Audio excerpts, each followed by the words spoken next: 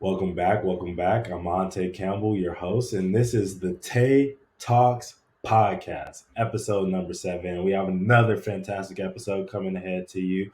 I'm talking to a family member, a family thingy. No, I'm just joking. But it is a brother from another mother, Brandon Averitt. He's assistant coach of the league-winning Chaffey College men's basketball team, and he also played college basketball himself at the Division 1 and Division 3 level at UTEP, the University of Texas at El Paso, and SUNY Ken. I can't wait for you guys to hear what he has to talk about. We poked some fun a little bit at a couple of our teammates, talks about his journey in the coaching and some of those long road trips he would have to make from Los Angeles all the way up to northern New York. So it's a good one. Get excited. We're happy to have you. Thanks.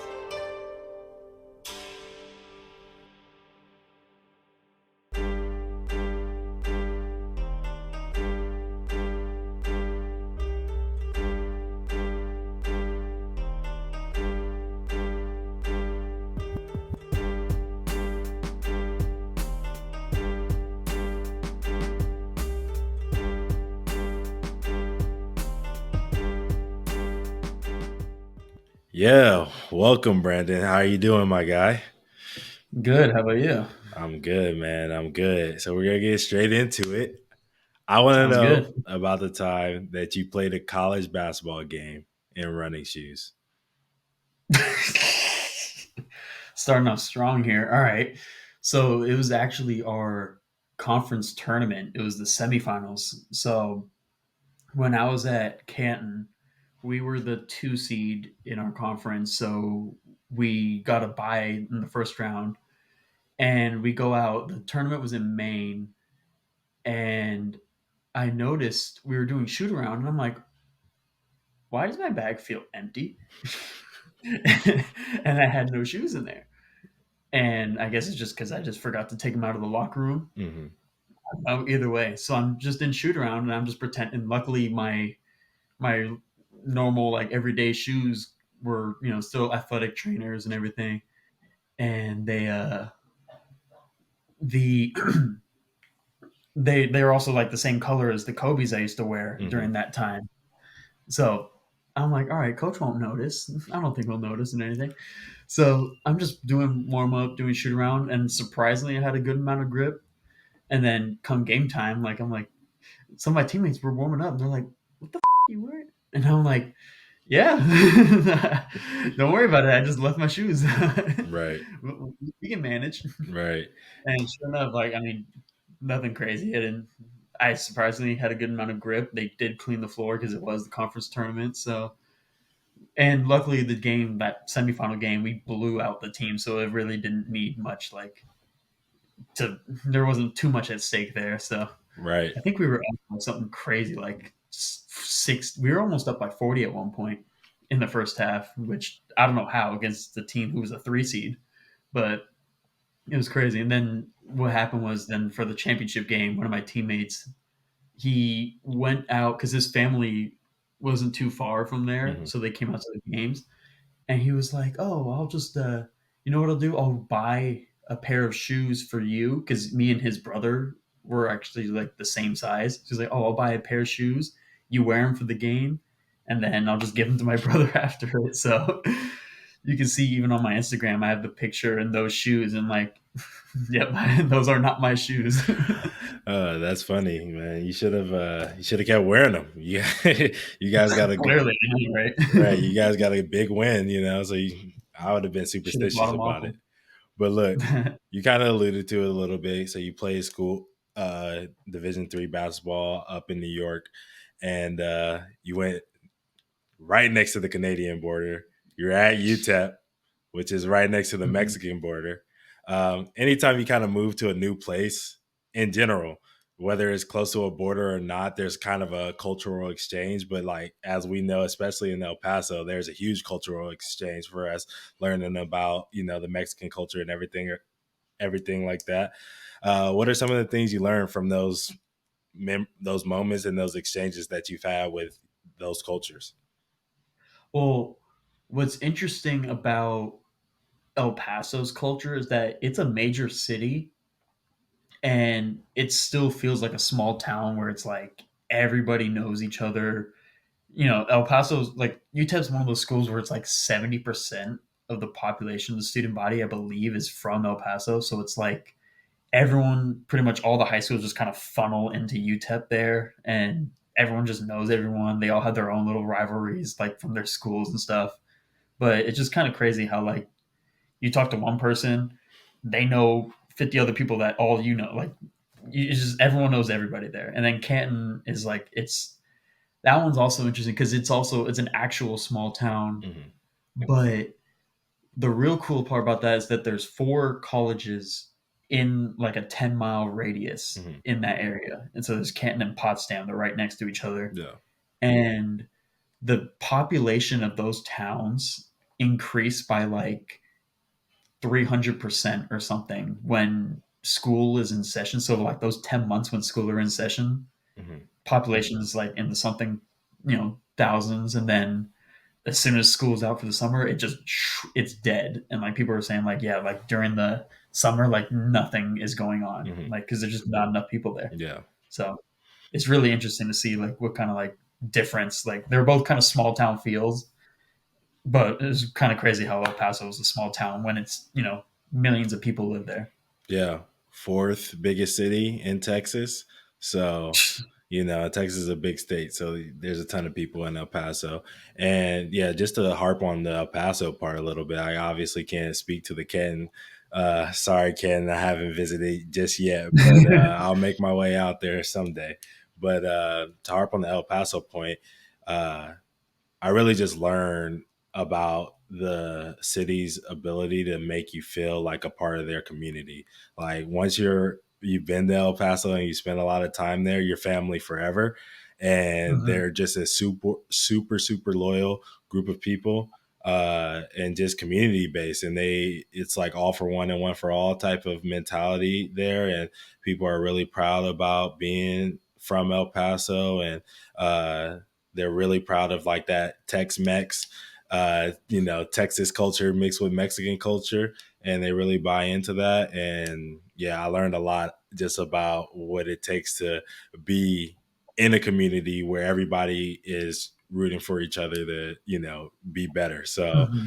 that was a great thing that I learned from that experience, that cultural exchange for me. But They do have one of like just the most passionate fan bases, like most loyal fan bases. Like I mean, UTEP hasn't won a championship since 1966, and they're still every year like this is our year, yeah, no matter what. yeah, no, they're bought into it every single year for sure. And even with football, they haven't had the greatest of years with that, and they still show up. So I mean, didn't I mean when I was there, I don't know if they're still doing. I'm sure they are because they're.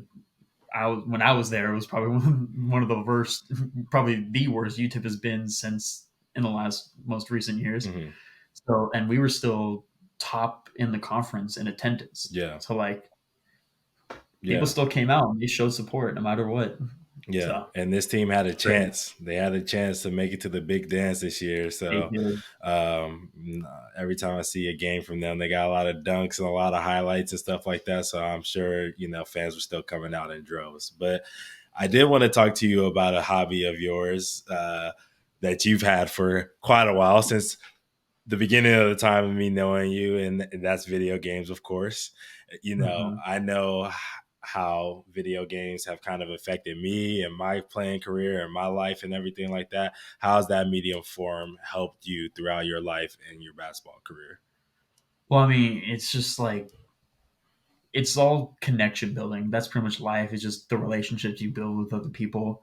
And I've made so many memories playing games with you. I've met several people. Our friend Keontae, like I met him playing video games more, and we had more. Like I think I met him 3 times in person. And but I can call him a good friend of mine because we played games all together like for years, Yeah, and it just kind of brings you never know who you're going to meet.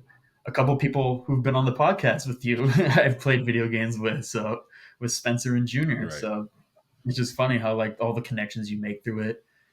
And it's even another thing because now with coaching, and playing NBA 2K, I can kind of relate certain little things like and do like little drills to like kind of relate it to the kids more and Mm-hmm. just because that's they all grow up playing it and they kind of translates better. So it just helps another way to like bridge the gap from like coach to player, stuff like that. Yeah, I think it's one of those like universal languages too when you first meet somebody. Hmm. Like especially for, mostly guys, obviously. Girls play video games too, but Oh yeah. as soon as you hear like, oh yeah, are you playing the new MLB the show? And then you hear that out of the corner of your out of the corner of the room and you're Do the like, show. MLB the show, yeah, I play that, you know what I mean? Or, 2K or whatever, and like you kind of talked about how you met Junior through video games. I started my relationship with him through video games as well. Him and Yep. Yvonne, obviously, who you know as well. Yep. And that all started from us playing FIFA on the first day of school. When I was at Fresno. So, like, it definitely has that like network community building aspect of it, and I also personally just like it because it feels like an escape a little bit from the things that you got to do in reality. It's like sometimes I go through a shooting slump in real life, and then I hop on 2K, and I'm like, all right, well, at least I can make a shot in the video game. You know what I'm saying? So an escape, and then I feel good about myself the next day in practice. I'm like, nah, I had 30 in 2K last night. I'm finna go for 30 today. You guys can't Now guard me. it's but the same problem though. You could have a bad game in real life. You go on 2K, then you get stuck in a bad lobby. And you're like, I Yeah. can't escape now. Right, right. Yeah, no, that is true. That's why you got to mix it up. That's why we hopped on Minecraft. Shout out 2020. Yep. Shout out 2020. All right. So Man. you coach JUCO, you play Division 1, and you play Division 3. What are the biggest differences between those different levels of college basketball? So I would say let's start with Division One. Obviously, like that's the highest level. But I would say the biggest difference between Division One and Division Three would be just the size and athleticism. Because you can find very skilled players at Division Three, Hmm. very skilled players at JUCO, Hmm. but most times they're just too small, or it's just the athleticism and size. Is just they all get. You can always train a 7 footer with a 50-inch vertical. You can't, you can't teach a like me, a 6 foot white guy. You can't give him Yeah, can't teach eight you how to inches of drop height. step dunk. You know what I mean? It's Exactly. going to be tough. Like that's just I just no matter how much work I put in, I'm just not going to be able to do that Right, successfully, consistently at a Division One level. right. So I mean, but again, there's still roles. You can still find your way in there. But I would say, yeah, D1 is just all the height, athleticism. That's where usually those go. Division three, they have a lot more. I would say it's a lot of.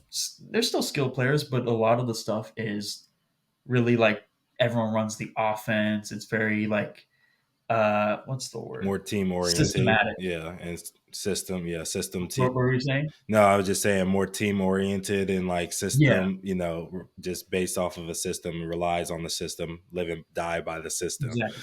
Uh, There's usually with D3s, there are a lot of high academic schools. So like you can get like guys who are all 3.8 plus 4.3 guys, and they all you can run some super complex plays, mhm, and yeah, they got it instantly. You don't have to spend as much time trying to figure it out. mhm, Whereas usually higher levels guys aren't there for 4 years too. They move on, they switch programs, mhm. doesn't whatever. So there's no point in teaching them a super complex offense because they're not going to be there long enough to master it. Yeah. So you might as well just run something more free flowing. So that's why D3s people are usually there for their whole career. Mhm, And then JUCO nowadays, JUCO is like there's so much talent at JUCO because the transfer portal. A lot of guys who try to transfer end up not making it out. I think what was it? There's like 400 people who entered the portal this past year mhm, and didn't get a school, mhm, so they all got to fall back somewhere. So JUCO has a bunch of guys who bounce back from D1s, D2s, D3s, all that. mhm. Then you got the guys who just didn't play for a good high school or just got overlooked, didn't do like a lot of promoting. Some guys may have just had a hold on their life. They've gotten some trouble, or they had a kid, or just whatever, Mm-hmm. financial issues, and Yeah. they can finally start getting going on it. Or the most common one, I didn't even think about it at first, but it's the grades. Mm-hmm. You could have D1 guys got a 1 point something in high school. It's like, all right, you got to go to JUCO first, Right. and they end up killing the first year at JUCO, Right. and then they move out, they get their grades right, stuff like that. But you know, Mm-hmm. as a JUCO coach, I'm like, I don't even, because most coaches are like, oh, first thing they ask is what's their GPA. JUCO coach is like, I don't care, we can fix that. It's Yeah. kind of nice. Yeah, no doubt about that. And I mean, speaking about that, you've actually had a ton of coaches, not a ton. I don't want to do you like that, but you've had it was it's not all Well, your the two schools. it's not That's yeah, crazy. it's not a you thing, you know what I mean? It's just the luck of it's just the It's just luck how of the it is. draw. But you've had 5 coaches since high school basketball, 1 at prep, 2 at UTEP, 2 at Canton. What's up? Five, if you really count the mid-season change. Yeah. My first year at UTEP, Yeah. if you really want to Yeah, count that. that's true. That's true too. That's another one, so that would be 6. But wow, I didn't even think about that. But yeah, what's something from each coaching staff that you've learned that you keep with you now? So I guess we'll just go in order. Uh, Prep school, Coach Kev. I mean, he just had us in the gym. He always just made sure, always in the gym, always in the Mhm. gym, work on your craft, stuff like that. He would make us stay up because I used to live at the prep house with him. He would make us stay up, wake us up out of bed. Hey, you got to watch this film. You got to watch. Like, it's kind of crazy looking back at it, but like a lot of the stuff he did, like he wasn't wrong. Mhm. Like there's a lot of things I could learn. Uh, at the time we are like, oh, coach is crazy. Why is he doing this? But no, he made sure like that is the work ethic you need to like make sure you make it. And a lot of people ended up quitting the program and everything, but the ones who made it out and finished that year out all went on to somewhere, either college or in some of them even pro. Mhm. All right. Then my first year at UTEP was with Tim Floyd. Floyd was he's a legendary coach. He was at USC. He was the Chicago Bulls. Um, he's like an old fashioned coach. So like with him, it was like a lot of the fundamental like college actions that like every team in the country runs. Like Mhm. that's pretty much what the main takeaway I got with him was. He also just was just a funny coach. He would always say something funny, like big, like he always has those Floyd like quotes that they stick with me to this day. I can't repeat most of them because Because he was you an know NBA guy. Yep. he's an NBA guy. But so now we only made it 6 games into the year with him before he decided to retire. Um, and then we had Phil Johnson, who was our associate head coach. He stepped in as the interim coach, and him and Bobby Braswell pretty much kind of like both had like their hands in it, both because they both have been head coaches. Mhm. And yeah, so we finished out the year with that. We kind of ran similar to what Floyd ran, except we tried to do it instead of the old fashioned plays, get into the bay. We tried to make it a little bit more free flowing, Mhm. but by that point, everyone kind of knew like they knew like once the coach retires halfway through the year, like they already kind of know what's going on. So it is what it is. Right. Next year we had Rodney Terry. Now, what I took away from with Coach Terry's uh, program was the way I really liked the organization of everything. Mhm. The way, like, say what we will, like about Terry, I know I transferred away from his program, but I did always really like the way everything was organized, how we knew what was going to be going on each day. Um, I know sometimes it felt like we were just being handcuffed a lot, Mhm. but looking at it like you need to have a structure to make sure everyone like knows what they're doing, everyone's on the same page, Mhm. all that stuff. Then I went to Canton. Now, my first coach in Canton was Shiva Senthill. Mhm. He was an assistant at a bunch of D3s and an NAIA school. And his first year, my first year at Canton was his first year as a head coach. He was 28 years old. Mhm. And so it was a very different dynamic. I had a 60-year-old, a 50-year-old coach, and now I have a 28-year-old coach, and I'm now 21 at the time. Mhm. So it's just kind of like a ooh, Right. big like difference. He was cool because like he was, you could relate to him more. He also played Division 3, Hmm. and he was a very similar like player to me in the sense of like he was just a really good shooter. He was actually probably a better shooter than me, for being honest. Hmm. He would get on the gun, shoot 100 shots, and he would miss like one or two, like to warm up Yeah. from three. And I'm like, all right, Sniper. but no, insane sniper. But he's another smart guy. He has a good like camaraderie with the guys, and yeah, he was just hungry for it and like that because young coaches are always usually hungry, and that's why we won our conference championship in his first year, and Hmm. he just kind of brought in a new like wave, like stuff like that. He always gave advice. He's just really easy to talk to. Hmm. He was very approachable, Yeah. and like that's what was kind of different versus at UTEP. You don't just it just never felt like you just go up to the coaches off like the head coach and be Hmm. like, hey, and just chop it up with them. Like Hmm. you could always just chop it up with Shiva. And then so he was at Canton for 3 years. So the COVID year hit after we won the conference championship.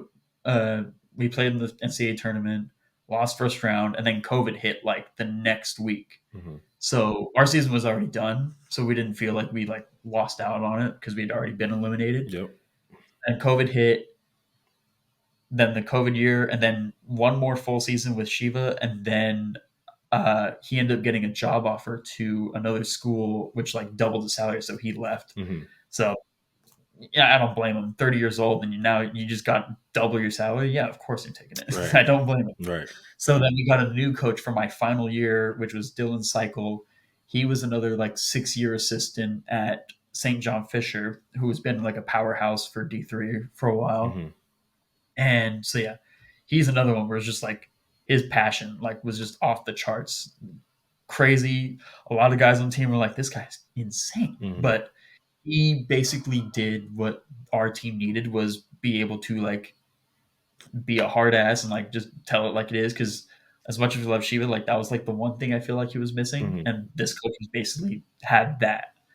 So both of them combined, I feel like would have made like exactly what we had like before with like at UTEP. Yeah.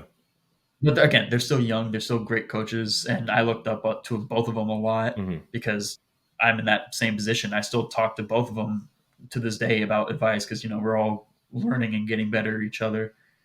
There's still a bunch of drills that we take. I've took from both of their stuff. Hmm. So yeah, there's a lot of things I learned from each of these coaches. Yeah. So 100%. And you also have a coach that you grew up with. That's your, your dad. He had a lot of yeah, success at the high school and youth levels. What are some of the things that you learned from his approach to coaching in life that you keep with you now as well? I mean, kind of the same thing. Just always like making sure I was getting in the gym. He made sure that he coached me in games, but in terms of like training, he always like had me like go out to like places where I would just get trained by other people, Hmm.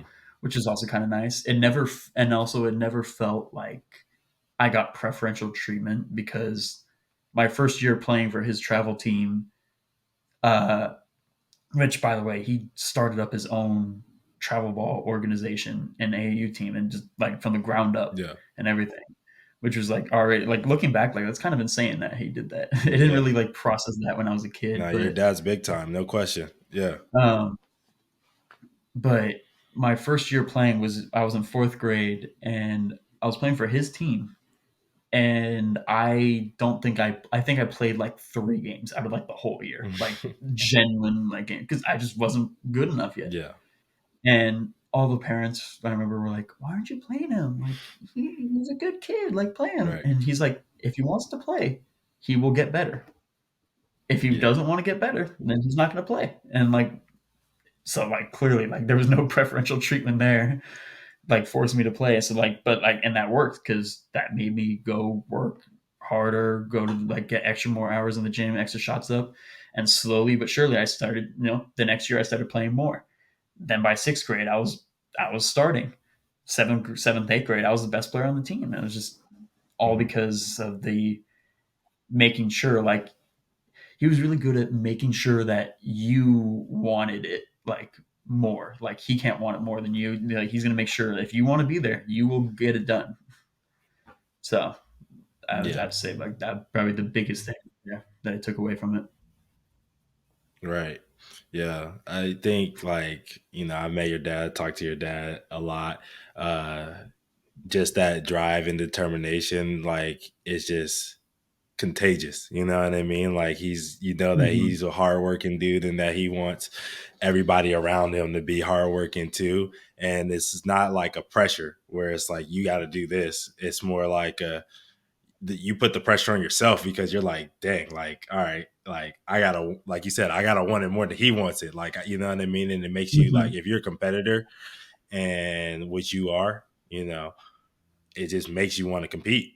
And Yeah. there's no question that being in that situation has definitely helped you, even from the time that I've met you to now.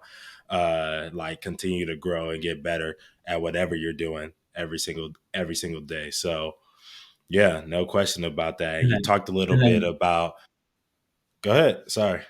I was gonna say the other thing that he would always do, he would always take us to these like like we weren't a big team. We all had, just I don't say we were a ragtag group, but like that's kind of like what you would like assume was we're all just from suburban area. But he would Mhm. take us to you know tournaments where like elite teams are playing in, Right. and we would get our kicked. Yeah. But he's like, yeah, we could play in a bunch of bad tournaments with bad leagues and everything, and just rack up championships and make you guys feel good. But like everyone here has the desire. Again, we're fourth, fifth, sixth grade, Hmm. like, and we're already having aspirations of playing in college. Right. We haven't even got to high school yet, and we're already like, no, we want to be college players. Right. And he's like, all right, well, if you guys want that, like this, you're going to be exposed to top level talent Right. because that's what you got to be, and you're going to work hard. And you're going to know what you need. So then, when we played teams that weren't that level, Hmm. oh, we would destroy them. Right. And he would also be. I forgot to mention the other thing he would be really big was just fundamentals. Like everyone on our team was like super fundamentally sound. That like you go somewhere like any other team, like you already have like those basic things that you never had to be taught to jump stop. You never had to be taught like proper terminology, zone offensive, like zone defense, offensive like principles, different stuff like that. We ran everything. Right. You Yeah. know, So from fourth grade, by the time we got to high school, we knew everything that there was to know, like about basic basketball and fundamentals and stuff. yeah. So there was no more teaching like from basic stuff. We could already just keep moving on forward. Right. Yeah. Not surprised by anything that would come up from a coach later on in life for sure. You talked about how Mm-hmm. you guys traveled around and, got whooped on a little bit. What are, you know, basketball takes you a lot of different places. We've talked Oh about yeah. it before. What are the top three places you've been because of basketball and why are they in your top three? Um, for basketball specifically, I mean, all over America, I won't even count that. If we want to count international, I would say let's go Mexico City. Then it was technically Austria, but it was like a Germany, Italy, Austria like trip because we just kind of like went to all of them, and then Israel. So Okay. those three places, like for basketball, those are obviously like the top three Yeah. that I had. And why you pick those three? What do you like about? Well, I mean, those were technically the only three, but I mean, you could have went with somewhere in the but USA, but you chose to go international. but So, I chose because it was fun. I mean, so the Israel and the Mexico City were two separate Maccabi trips. mhm, So I just Maccabi is kind of like the Jewish Olympics mhm. for those that don't know, and Maccabi USA was like the Jewish Team USA, and I was playing in those, so we won gold in both of those, undefeated, because America runs basketball. Uh-oh, I don't know, man. Not if you look at the draft this year. Not if you look at the No, I draft. know. Oh man. But and then the other one was another like kind of Team USA thing, but it wasn't a Maccabi event. It was just a separate thing. Mhm, And it was the United World Games. They played in Austria, but you also kind of go to Germany to sightsee, Italy to sightsee because they're all next to each other. And mhm. it was like a big tournament there, and we had two U.S. teams, and my team lost one game and it was in the semifinals against the other U.S. team, Yeah. and we lost. I remember they called we was tied, and like they called a foul.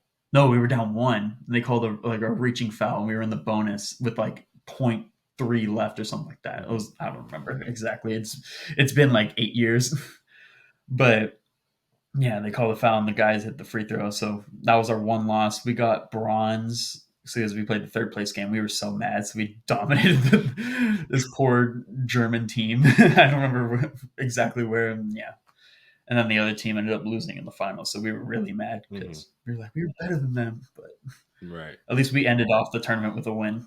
Yeah. Not too many teams get a chance to do that every year in their season with a Exactly. win. So that's definitely a big deal. I know all of our coaches used to always say that you want to be the team that ends the It season would with the drive me win. nuts. Like, I don't care. Yeah. No, that's for sure. All right. So when did you know that you wanted to be a coach? I would say when I was in college and I kind of knew like, okay, like how much longer am I gonna play? Mm-hmm. I knew I'd finish out college. I knew I probably could have a chance of going pro, but I really did enjoy the like. I always noticed like myself helping out teammates because I've learned just so much. I've been already exposed to so many different coaches, Mm-hmm. and I would always just help out, like teach them things, like whether it's within like our plays or like fundamental stuff, or this is like just working out with other people and I just see something with their shot. I'm like, hey, try doing this with your elbow or Mm-hmm. whatever, and they actually it works. And I feel like I always end up liking really liking helping people and figuring stuff out. Mm-hmm. And I just knew I was like, yeah, like I kind of want to like make this a thing. And then I ended up coaching JV during the COVID year. I took a year off from school and I coached a JV team at Monrovia High School, Mm-hmm. and that pretty much like solidified, like, yeah, I want to do this for sure because I had so much fun doing that. Yeah. You talked about helping out teammates, and you were talking about on the court, but you also helped us out a lot off the court. I remember you vividly just making a lot of meals for your roommate Titus, because our boy he doesn't know how to cook to save his life. But what are your I top wonder if three? I wonder if he learned by now. Oh, Do you think so? I don't think so, but I hope so. But I want to know I hope so. what I want to know about you though. What's the top three recipes you have in your bag? Hmm. I would say, all right, anytime ribs or steaks are needed to be cooked in my family, they always ask me to do it. Mm-hmm. So I would say that's probably number one. Any like sort of meat that needs to be thrown on the grill. Yep, Yep. that's me right there. Okay. Grill master. Uh, All right. Grill master for sure. Let's see. I would probably, I make a lot of good like sandwiches, so like paninis or whatever, Mm-hmm. whether roast beef, turkey, just caprese paninis, Mm-hmm. whatever. I'll make those. And then breakfast foods. Name it. I can make pancakes, French toast, waffle, crepes now, What's and that? then What's that one apple dish that you make? I like that. oh, That the apple pancakes that I slice my finger trying to cut apples, and then you're like, just get the apple core, man. So that's what caused me to buy it. yeah. You have to go out and get the apple core. Yeah. Nah, Yep, I can attest. great investment. The breakfast is definitely A1. Yeah, no question about that. All right. Now, Mr. College Basketball Coach, we have to obviously talk about the big thing that's happening this month in college basketball, which is the What's that? tournament. What's that? March Madness.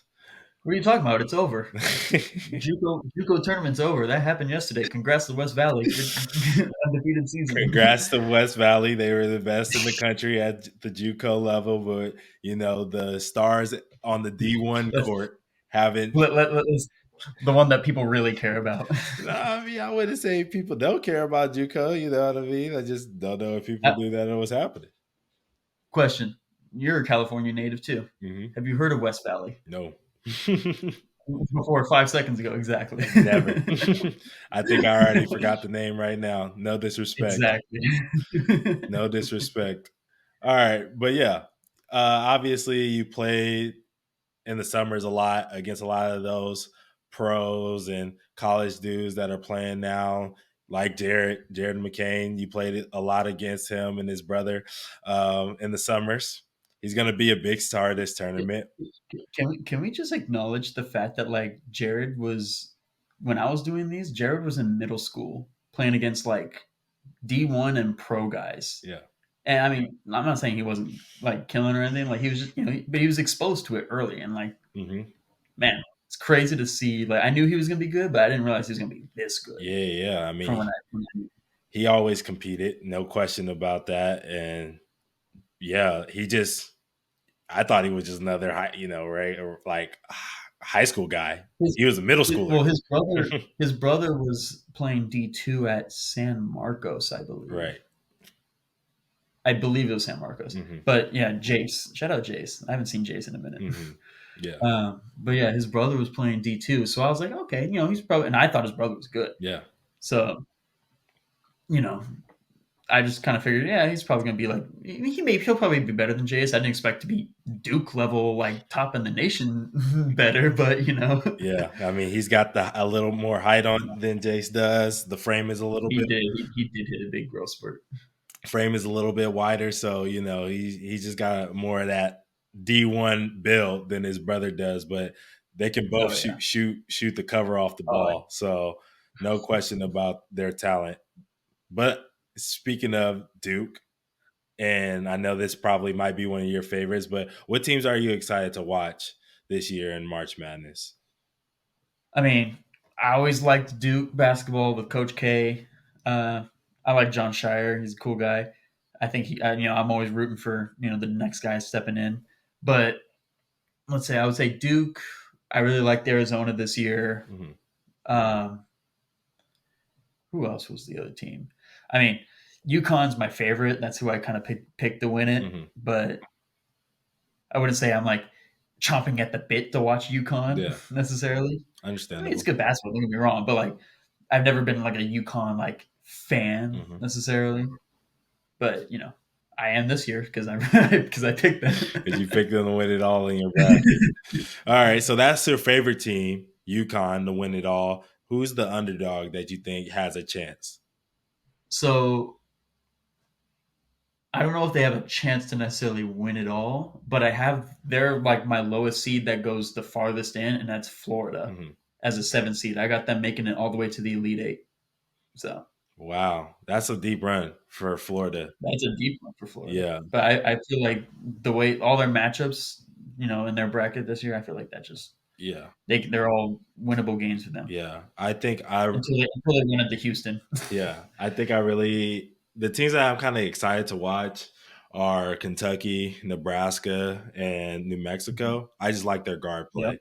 The Yeah. guard play from all three of those teams, I just think is electric. They have some really shifty guys in there that can really put up big numbers. So I think those are always the moments that people love. You know what I mean? In college Oh, yeah. basketball and March Madness is seeing a guard, like Steph.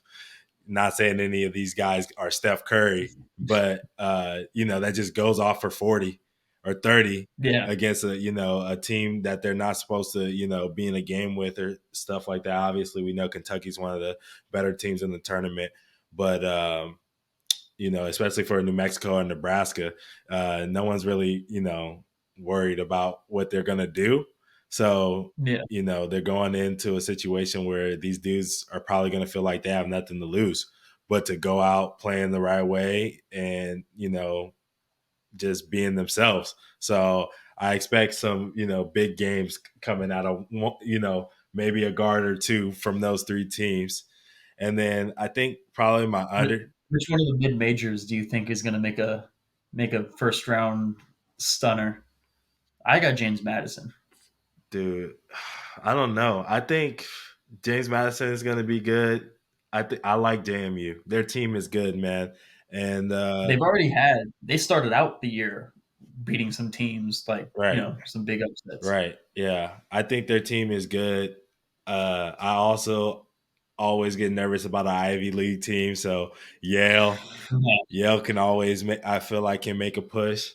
The other team that I really like that's a mid-major team is Colorado State. I think that Mhm. they're going to get. There's always a team that plays in the first four that moves on to the second game of the weekend every single year except for one.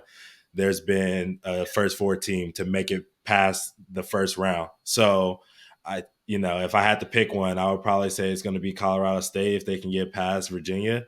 Um, See, I'm with you there, except I got Virginia winning that and then winning their next game.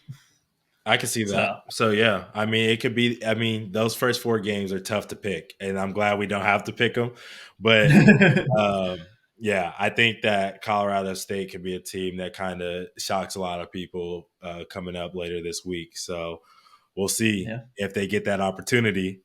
Maybe Virginia does, but yeah, that would be my pick if I was forced to pick. Yeah. But you've also been to Yeah. the big dance uh, at the D3 level. What was that Yeah. experience like? The baby dance. Yeah, it's the big dance. Come on, man. There's a lot of great players and um, great coaches out there, man. oh yeah. So it's interesting. So you know how like they do the regions for March Hmm. Madness? So it's a similar thing, except let's say you got like they'll like rank each like region like 1 through 4, Hmm. and there'll be 2 games per weekend. So like the 1 seed in that little region will be the host. Hmm. So like you have like 8 different host teams in the first round, in the first 2 rounds. So 1 seed will play a 4 seed, 2 seed will play a 3 seed, obviously, and then those 2 games in the first round. I think they're back to back days, I believe. Hmm. So you just do that, and then the next week will be third and fourth round, and same thing, but whoever's left. So whoever the top seeds in that next region, and just kind of cut down. So it's kind of interesting. It really makes it like really meaningful to have a good non-conference record and everything, just so you can get that home court advantage in the play. Because when we went to there, so we were at Springfield College, who's another D3 powerhouse, the birthplace of basketball. Like it's everything. So that was probably the most packed I've seen a D3 game in a like ever, Yeah. easily for when I was playing. But I've seen a bunch, and yeah, no. So and those fans get crazy out there. Hmm. Yeah. So and we were playing. So we were the 4 seed in my bracket. So we were playing Springfield College at Springfield first round, and oh boy, Yeah. didn't end well for us. But it was a great experience. It was fun. Our team, like a lot of our team, like had never been like on that high of a stage yet Yeah. before. So it was closest to playing a D1 team without playing a D1 team. I would say, like in terms of atmosphere. Right.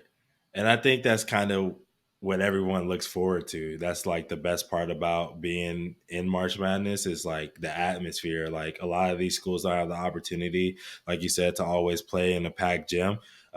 So being able to go out there and play in front of that many people where everybody's excited about every single time the ball is dribbled and they're Yep. watching intently and they're focused on the game and not this other stuff that goes on when you're at a game or whatever. They're not there to be on the kiss cam or anything like that. They're there to to watch basketball. And I think as an athlete, when you get in those environments where people are really focused on just like the sport at hand and like people are watching and then may or may not even be fans of the two teams that are playing, but they're excited and there's just this energy and juice and buzz.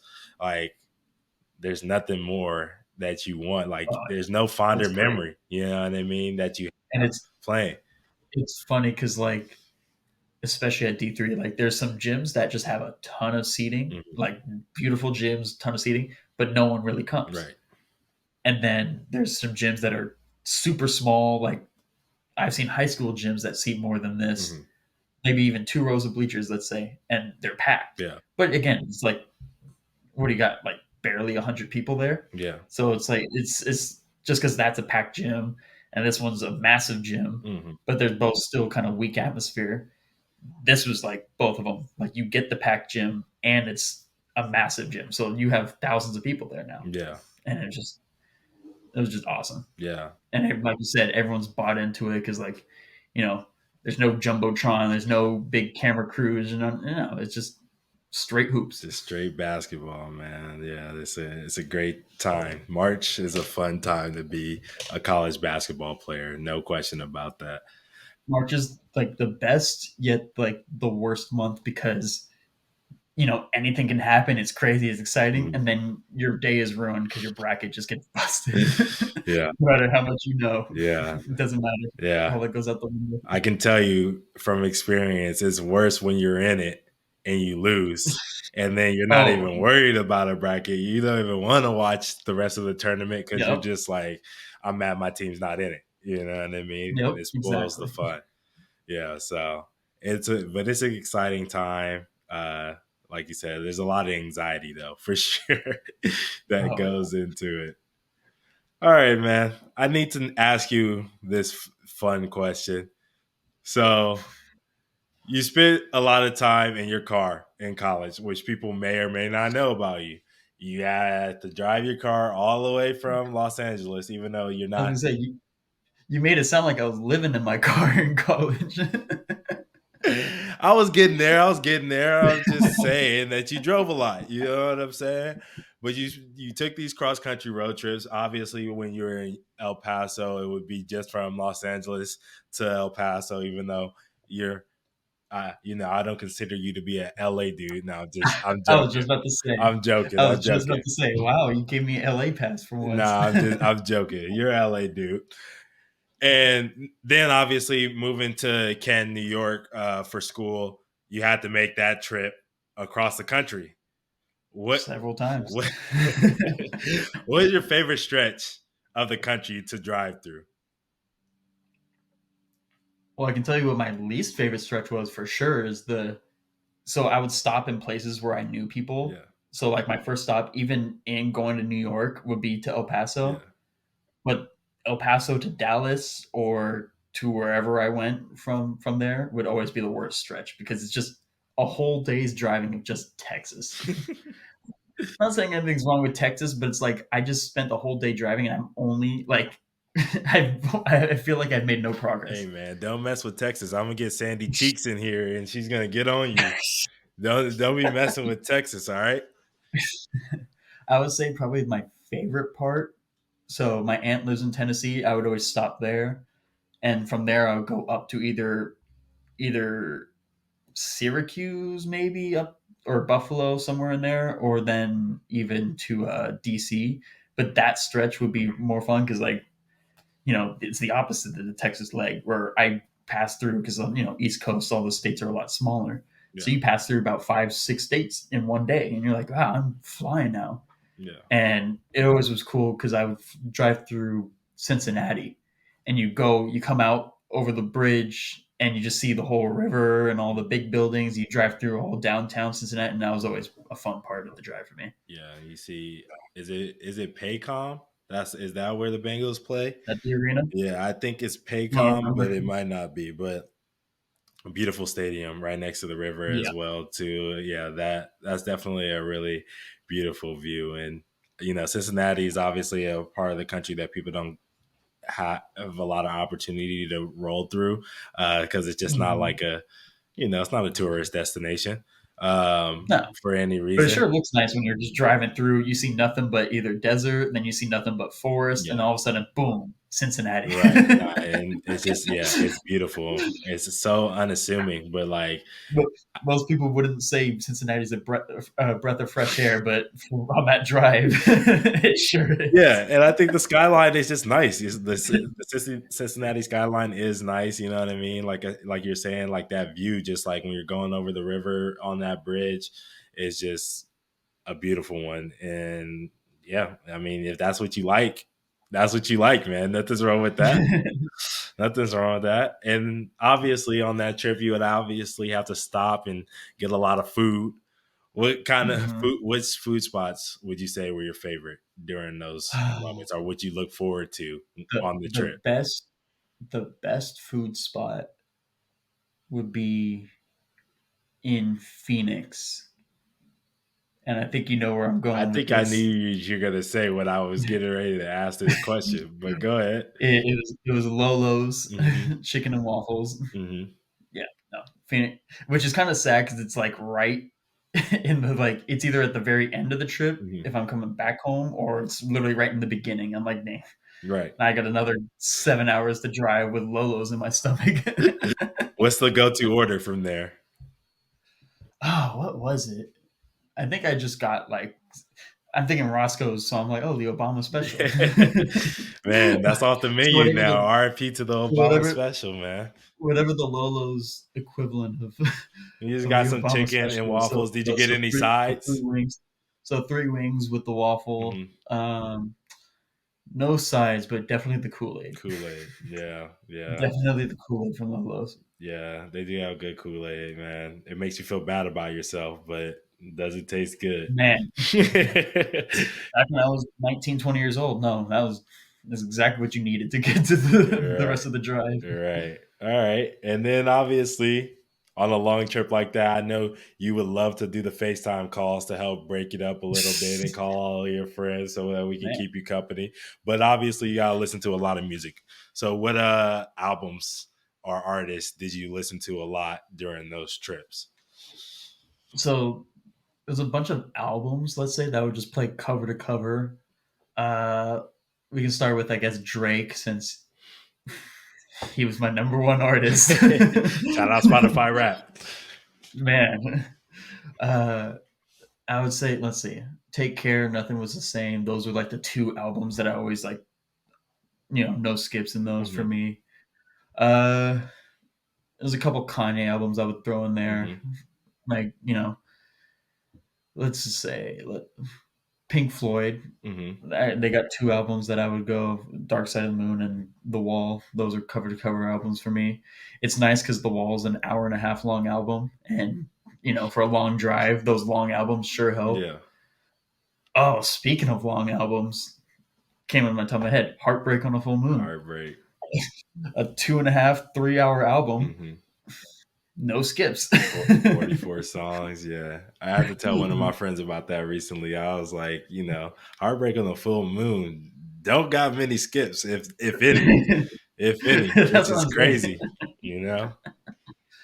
I was looking at my Chris Brown liked songs, and like dang near the whole Heartbreak album is saved. Hmm. Yeah. I'm like, that's the majority of my songs for that I saved from him. Yeah. I probably have at least, I think there's 44 songs. I think I have at least 40 of them saved or something like that. Something crazy. Yeah. I mean, but there's also just a bunch of like different artists, like Black Bear is an artist that I picked up from just listening to on road trips. Harry Styles is another one. Hmm. Just random things that I never would have thought to listen to. I never Yeah. got the country though. Sorry, Junior, for your Morgan Wallen pick. I never got to go for country there. It never got that bad Yeah. on the tries. You might At have to that point, I would just call someone. you might have to take a trip to Nashville with Junior. He'll put you on to some, I've been to Nashville plenty of times. Never got into the country. Nah, I'm just saying you got to go with Junior. It's different experience, man. He'll put you on to some country. She's gone Can- country.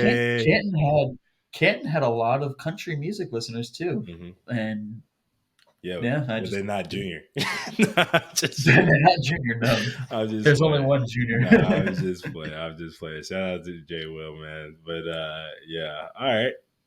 Now I need to play a game. It's time to play a game, man. Are you ready for Oh this? boy, It's a lyric game. We're basically I'm gonna read through some lyrics to songs that Ountae's I expensive music knowledge is gonna. to songs that I know that you've listened to a lot. It's not even just a little bit. You've definitely listened to them a lot. So See how well he knows me. let's see how well you know the lyrics to the songs that you listen to, because I know you listen to them a lot, and we're gonna All see right, and we're gonna see if you can get it right. Are you ready? I'm ready as I'll ever be. All right. First song. This one's an easy one. Should be very easy. It should be. Watch it be the most difficult one you ask. It should be. Okay, let's see.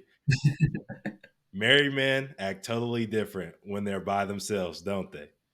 You see them with their wife, like, "What's up, Tony? Hey, man, how's everything going, brother?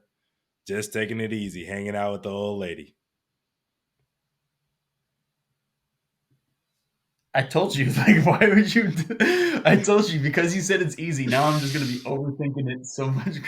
I'll give you a hint. It's at the beginning of a song, and it's actually Well, I figured that's what it and was, it's but now it's like, and it's actually kind of a skit before the song yeah, actually really starts. yeah.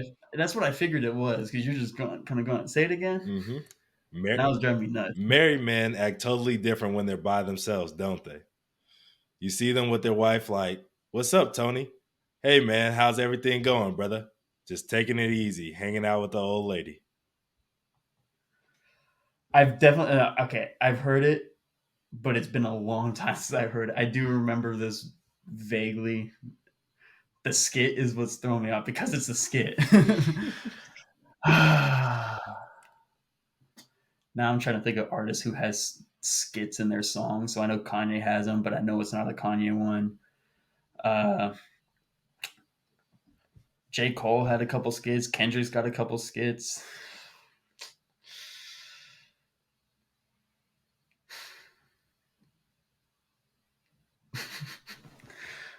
Why would you choose a skit one? Hey, Thinking man, I lyrics. just know, I know.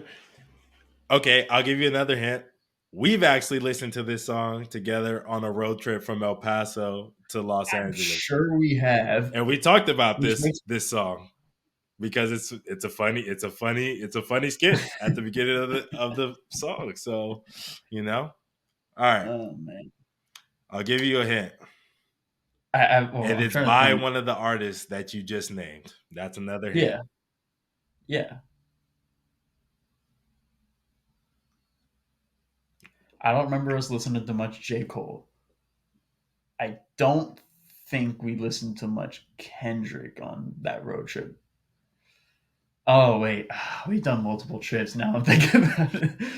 All right, Was this I was this was hold on, this is my question. Was this the El Paso going home trip or was this the Boston trip? no El Paso going home. Okay, then it's got to be Kanye, right? No, all right, you It's didn't get not. it. It's "Runaway" I by didn't. J. Cole. Is it Runaway? Yes, That's crazy.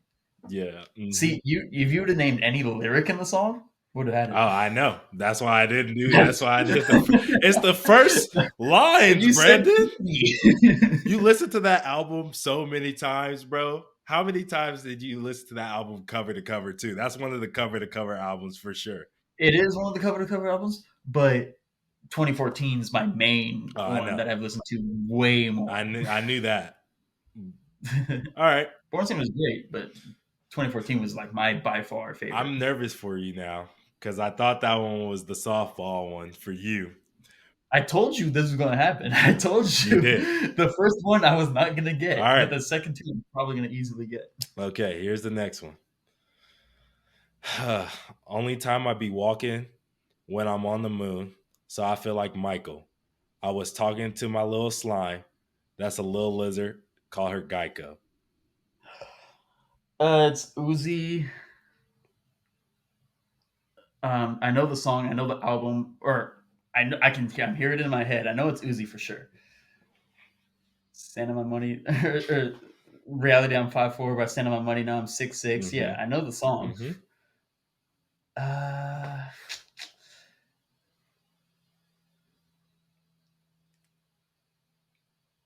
oh, it's Sanguine Paradise. I knew you would get that I had to one. like hear the beat in my head for a second, and I was like, I knew okay. you would get that one. You always Yep. used to make fun of that one, or whenever you used to land in Fortnite as saying, what was it, Yep. Sanguine Sweets? You would always call it Sanguine Paradise. So Paradise. yeah. All right. This is the last one.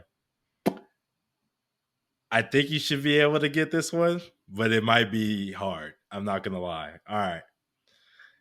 I got water, Patek water, plain Cartier, too much water, cup shape, cut shape pears, flood your daughter. Look at that glare, swim in this water. Yeah, this is gonna be a Is tough it one. is it water? No, it is not I water. know, I'm joking. All right. I'm trying to Make think. me sweat. No, I'm just playing.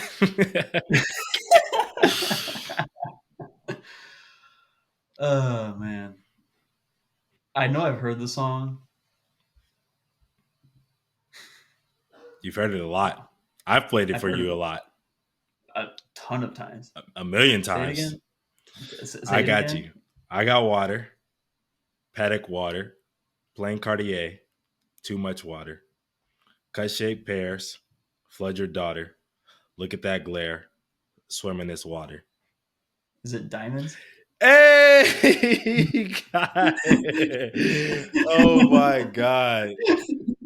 For the people at home that don't know why this song is on here for me and Brandon, I knew it. it's because going back to what we were talking about earlier, 2020 Minecraft days, anytime we struck diamonds, I wouldn't tell Brandon that I got diamonds in the game.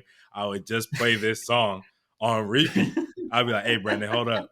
And then start playing this song over and over again because the chorus just says diamonds 20 million times. So, like, yeah, literally the whole song just says diamonds. I actually skipped the part that says diamonds because it actually goes, "I got water diamonds." Just Young Thug saying, I was like thinking, I'm like, there's something missing in here too. I'm like, there's no way. Like, and I just knew it's Thug, right? "It's Thug and Gunna." Yeah, That's what I'm saying. I was like, I know it's a Thug song, just the way the flow was going. And I was like, yeah. yeah, All right, I knew it. all right.